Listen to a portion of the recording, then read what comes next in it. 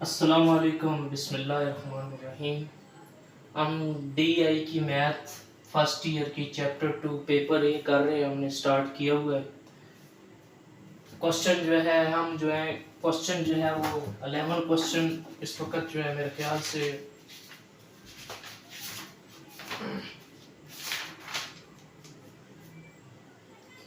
हम जो है इस वक्त 12 क्वेश्चन कर रहे हैं। DI की मैथ का 12 क्वेश्चन जो है इस वक्त कर रहे हैं। जो हमारे सामने क्वेश्चन मौजूद है, find the sum of the series 5 + 8 + 11 + 14 plus so on n terms. ये हमारे पास जो है दूसरे चैप्टर का जो क्वेश्चन है। इसका प्रीवियस क्वेश्चन मैंने लास्ट में आपको करवाया था, सेम एज इट इज इसी के फार्मूले से हल हुआ है। मैंने आपको बताया था कि जो है ये क्वेश्चन जो है अर्थमेटिक सीक्वेंस का है, अर्थमेटिक प्रोजेक्शन का नहीं है। जब आप प्रैक्टिस करेंगे तभी आपको जो है समझ आएगी। तो हम इसको जो है सॉल्व करते हैं।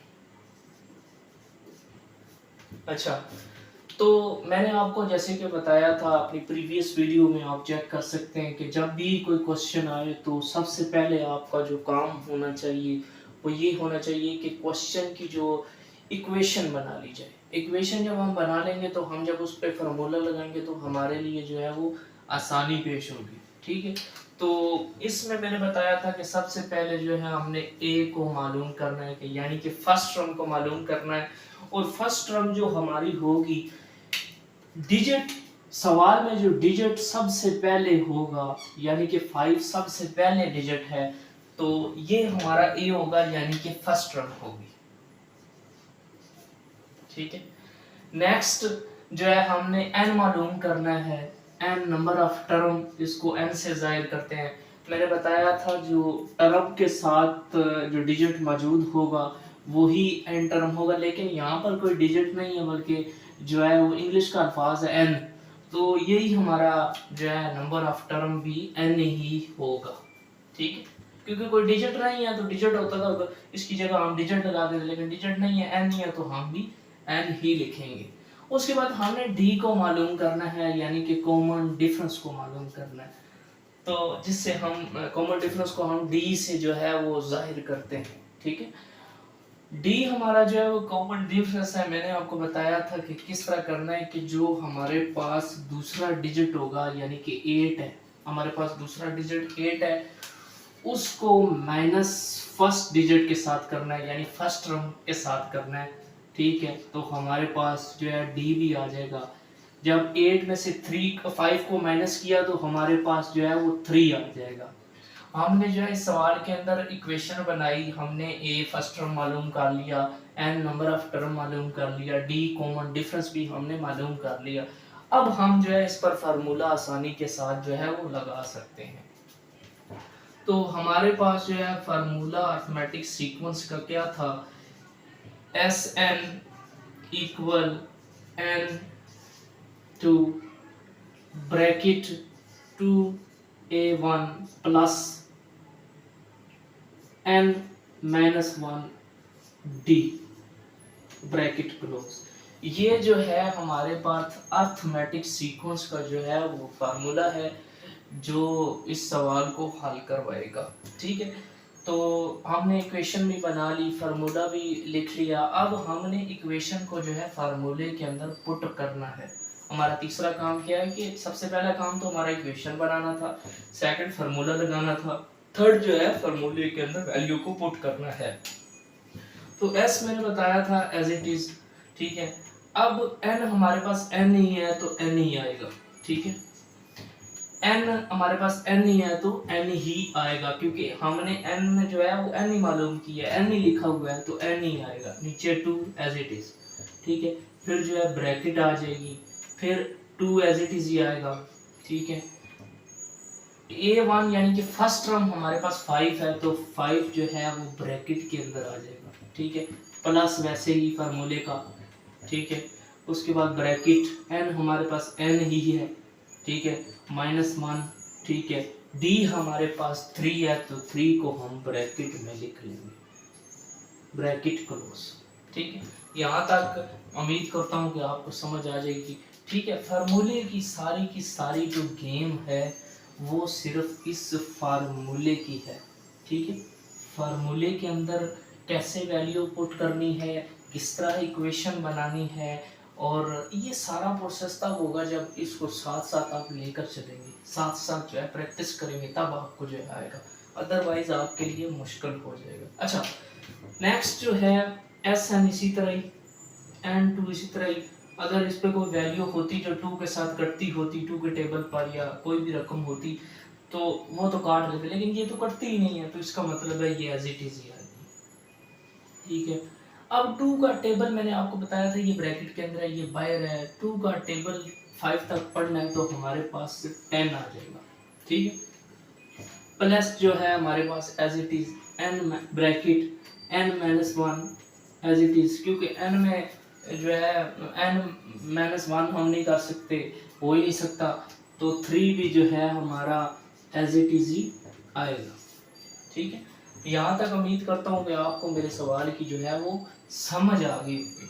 ठीक है, उसके बाद जो है एस एन हमारे पास इसी तरह ही फार्मूले का, एन टू भी इसी तरह ही।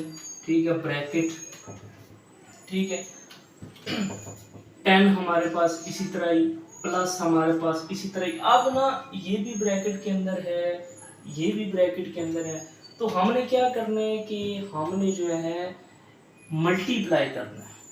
मल्टीप्लाई करने का तरीका क्या है कि इसको हमने मल्टीप्लाई कैसे करना है, आपने मल्टीप्लाई कैसे ऐसे नहीं लिख देना कि n3 ये मल्टीप्लाई, नो ये गलत हो जाएगा।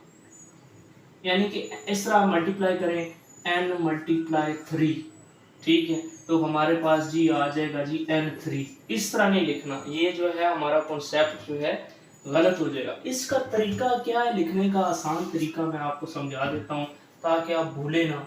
ठीक है, 3 को मल्टीप्लाई n करना है। ठीक है, इस 3 को मल्टीप्लाई n करना है। जैसे हम पिछले सवालों में जो है मल्टीप्लाई करते थे, 2 ब्रैकेटें आ जाती थी तो हम उसको मल्टीप्लाई करते थे। अच्छा, इसको जी मल्टीप्लाई इस तरह करना है, 3n लिख देंगे। ठीक है, क्योंकि डिजिट तो नहीं है कि मतलब यहाँ पे 2 हो या 3 हो जिसको हम मल्टीप्लाई करें तो वो हमारे पास, अब 3 को n के साथ हमने मल्टीप्लाई, ये जुड़ गए। ठीक है, माइनस एज इट इज। ठीक है, अब 1 का टेबल 3 पे जाता है। ठीक है, 3 का टेबल भी 1 पे जाता है तो हमारे पास 3 आएगा। ठीक है, तो ये यहाँ तक ब्रैकेट क्लोज। ठीक है, अब एस एन जो है हमारे पास एज इट इज, n2 भी एज इट इज। ठीक है, ब्रैकेट।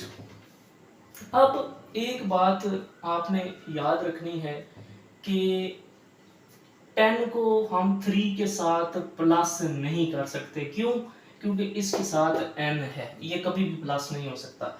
लेकिन 10 में से हम 3 को माइनस कर सकते हैं, 10 में से 3 को माइनस कर सकते हैं, लेकिन अक्सर हम जो है भूल जाते हैं। हम क्या करते हैं कि 10 को जो है 10 में प्लस करते हैं 3, तो हम जो है आंसर निकालने की कोशिश करते हैं। ये कॉन्सेप्ट आपका गलत होगा।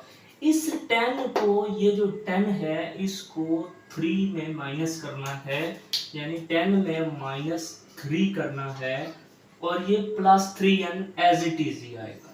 ठीक है, ये प्लस 3n ऐसे ही आएगा। मैं आपको फिर से समझा देता हूँ कि ये जो 10 है इसमें हमने -3 को करना है। ठीक है, इस तरह लिख देना है नीचे। डायरेक्ट आप अगर लिख देंगे तो वो कॉन्सेप्ट आपका गलत, भूल जाएंगे। सबसे पहले नीचे 10 लिखें, -3 लिखें, +3n ये वाला एंड पे ले आए। सही। अब Sn हमारा इसी तरह ही आएगा, n2 भी हमारा इसी तरह ही आएगा। अब आपने क्या करना है, अब 10 में से 3 माइनस करना है तो हमारे पास 7 आ जाएगा। ठीक है, और प्लस 3n। ठीक है, ये अभी भी मैं आपको बता दूं कि 7 में +3 नहीं हो सकता।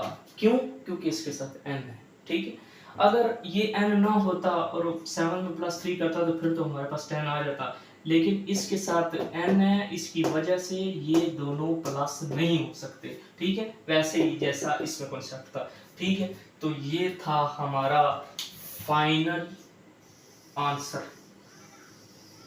अच्छा, एक चीज से नहीं घबराना, अक्सर की बुकों के अंदर ना कुछ सवाल मैं आपको जस्ट एग्जांपल के तौर पे यहाँ पे समझा रहा हूँ।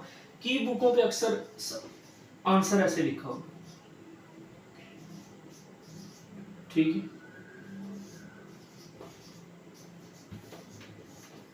अगर आप आंसर इस तरह लिखते हैं तब भी ठीक है, अगर आप आंसर को इस तरह लिखते हैं तब भी ठीक है, ये दोनों तरीके गलत नहीं होंगे। उम्मीद करता हूँ कि आपको जो है मेरी मेरी वीडियो पसंद आई होगी। साथ साथ प्रैक्टिस करें और इसको साथ साथ लिखते रहें। अगली वीडियो में फिर इंशाल्लाह मिलेंगे। इजाज़त दें, अल्लाह हाफिज़।